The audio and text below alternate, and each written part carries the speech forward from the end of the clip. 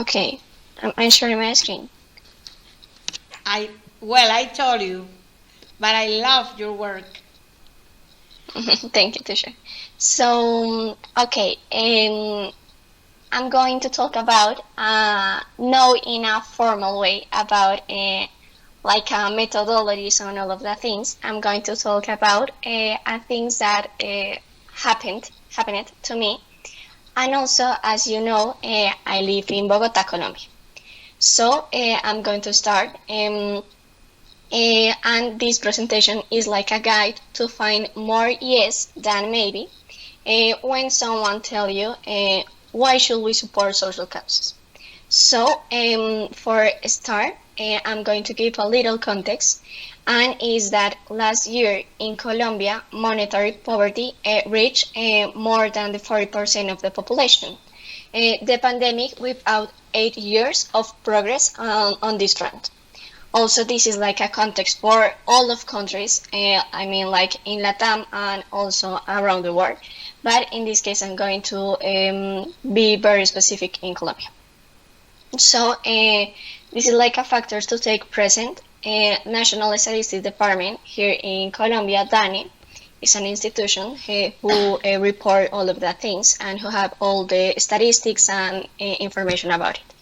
It takes into account two components to determine if a person lives in poverty. The first one is the cost of acquiring a basic food basket, and the second one is the cost of other essential goods, like services, housing, utilities, or clothing. So this is the map of my country. This is Colombia, and this map represents the top 5 departments and one city with the highest percentage of poverty. So the first one is Cundinamarca, is the department where I live. Next part is Antioquia. Maybe you heard about Medellin, is Medellin. Next part is Atlántico, is the coast, and the capital is Barranquilla. And the next part is Valle del Cauca, and the department, the capital, sorry, is Cali.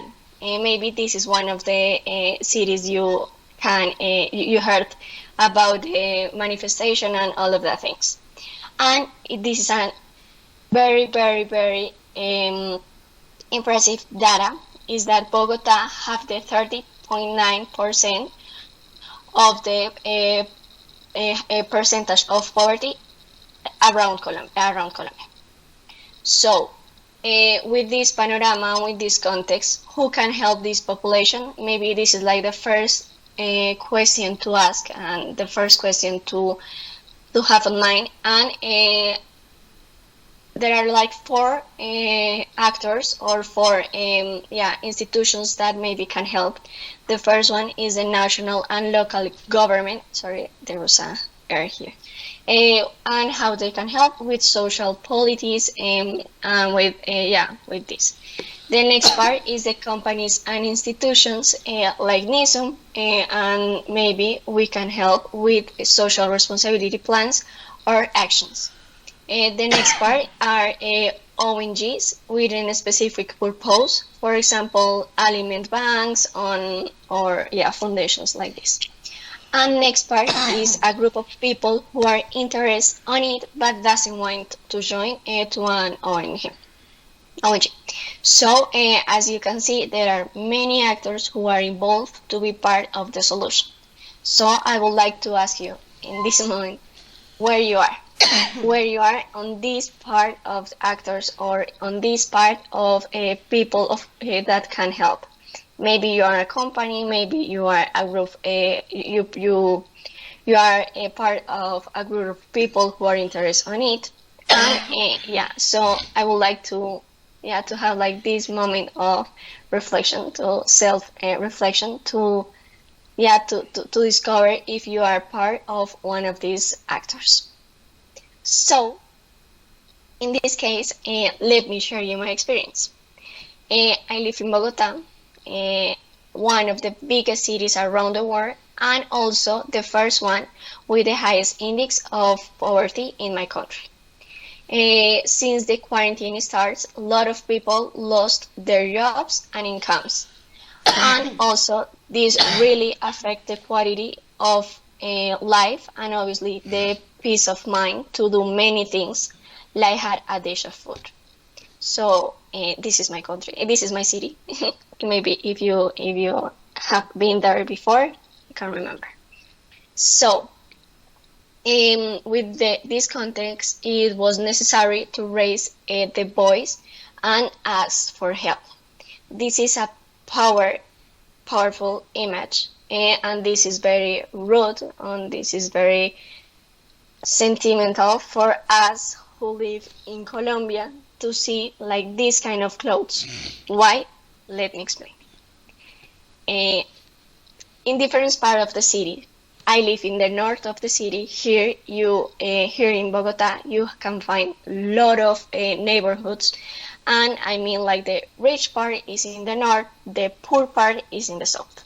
But with the pandemic, in different part of the city, not only in the south, also in the north part, people hung a red flag or a rack in their windows as a symbol and a shout for help, because there was people that are not having food to eat during the time we had to be locked up.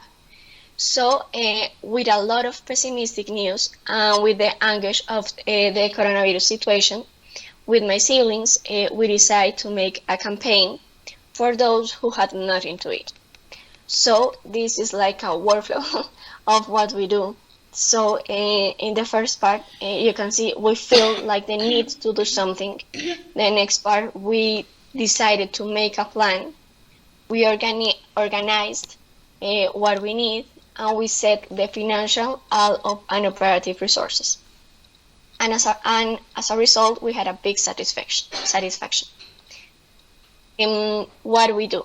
In this case, we discovered that a lot of people, and also because when we drove, when we were in the car, and when we go to the shop to make like the shoppings, there was a lot of flags, and we didn't understand what was it, because obviously you don't have like that title of what is or why people are hanging a red flag. So then with the news, we saw that they have a meaning, and they have there's a symbol. So when we arrived at home with my brothers, with my siblings, we talked about this, and we said, could you imagine being at home and with nothing to eat? Or could you imagine be in your house, be it at home, and you don't have like services, you don't have water, you don't have internet, you don't have electricity? So this situation really shocked out. And for this, we decided to make a plan. We make like a checklist of things that you really need on this situation, like toilet paper, like water, like rice, like corn, food that you can have, like tuna. So what we do, we make a list. We make also like a shopping list with the specific things that you should have on your home, at your home. So we talked with the police. With the police, my brother talked with the police, and then they told us that we should have like a permission to arrive to another neighborhood. So we go to the shopping. We went to the shopping. We went to the shopping and bought a mercado. So then we arrived home, packed them, and in one week, on the weekend, my brother goes to the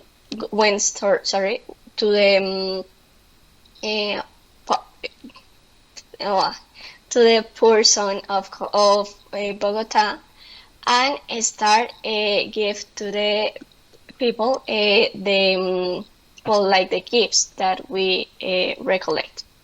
So as a result, we have a big satisfaction, and this satisfaction was like the count for this moment of all of that people who felt very, very anguish of it, of the situation.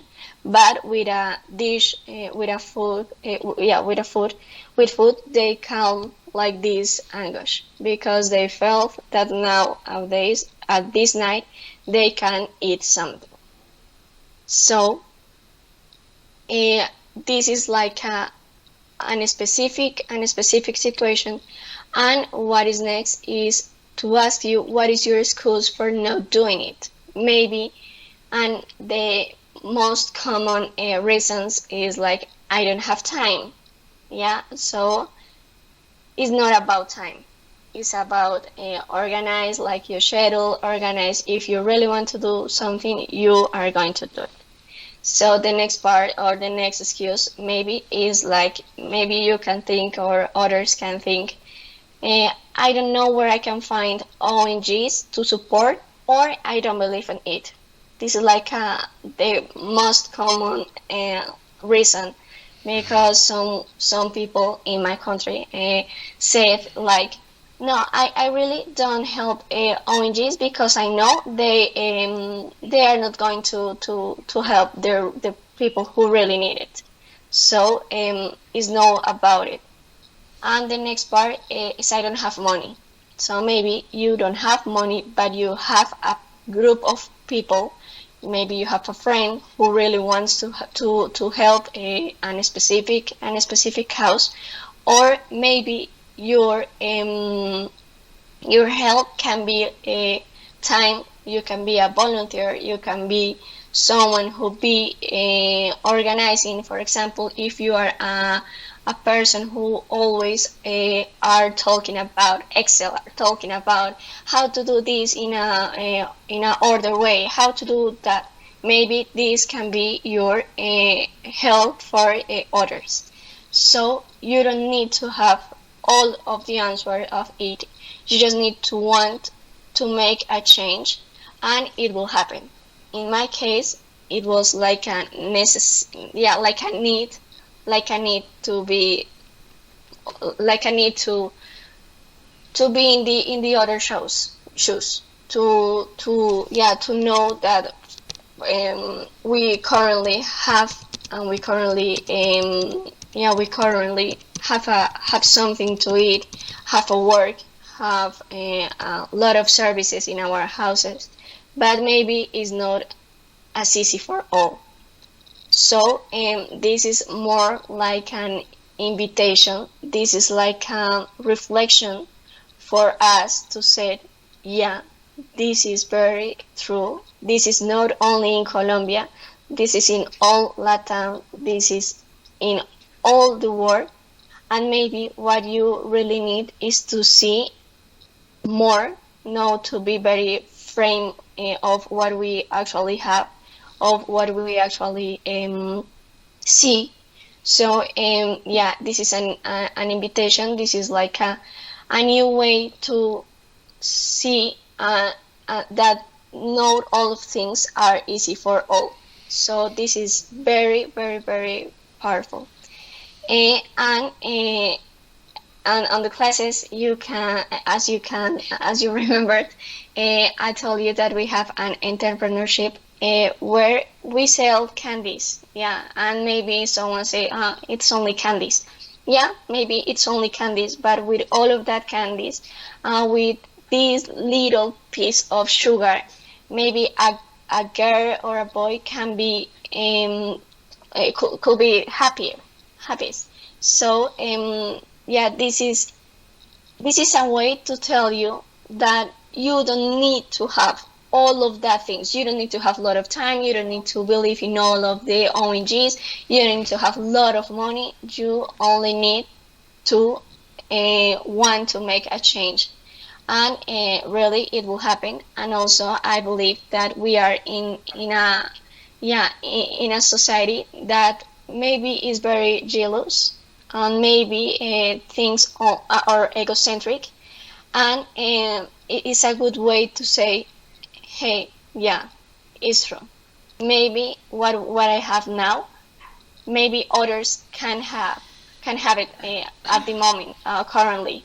So yeah, I would like to thank you for your time for the class, and also I hope this situation has caught your attention and become an invitation to appreciate what we currently have, because I don't want to be pessimistic, obviously, but because we don't know when our life could change. So this is like to be very, very, very appreciate, or very, very grateful of what we have. And this was my presentation. No words. I think it is it is amazing. Maybe it is time to reflect, or maybe to say, oh my God, we could do more. In the language, as I told you, as I said to Max, there are some points to